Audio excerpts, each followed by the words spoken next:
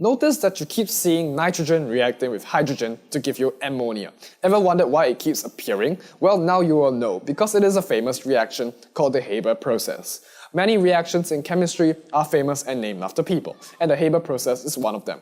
The Haber process is a good case study to show the use of equilibrium and kinetics concepts in a real-world context. This process is used to produce ammonia gas from, guess what? Nitrogen and hydrogen, of course. This reaction is quite exothermic, negative 92 kilojoules per mole of reactions. You would infer that this reaction is quite likely to be spontaneous, and that is correct. But however, why then do we not see or smell ammonia gas forming from nitrogen and hydrogen around us in the air?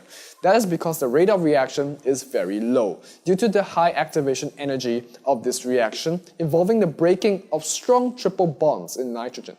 Dear Haber discovered, however, that a lump of iron can catalyze the reaction. And that was revolutionary because ammonia is a very useful precursor for making most nitrogen-containing compounds, such as fertilizer and, during Haber's era, explosives for the World War.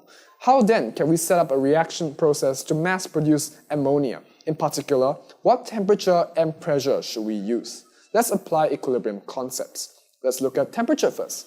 This is an exothermic reaction, and in order to create more ammonia products, we want the equilibrium to shift to the right. Therefore, we must lower the temperature of the system. What about pressure? There are more moles of gaseous reactants than products. Therefore, again, we must use high pressure to shift the equilibrium to the side with less moles of gas, to the right side, to get more ammonia. That seems fairly straightforward. Or is it? Chemically speaking, this is correct, but from a practical point of view, this process is doomed for failure. Why? Let's look at temperature. Sure that a low temperature increases the yield by shifting the equilibrium to the right, but let's not forget that as you decrease the temperature, you are also decreasing the rate of reaction. If the molecules have less kinetic energy, the frequency of collisions of reactant particles with the right orientation and minimum kinetic energy is reduced greatly. In short, my reaction will take eternities to produce any ammonia, even though at the end of it, my yield is high. Let's look at pressure now.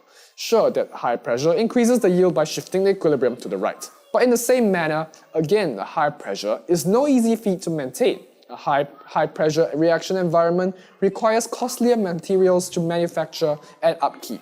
As much as we would like to increase the yield of the reaction, we can only have that higher pressure for this reaction to be feasible on a mass production scale.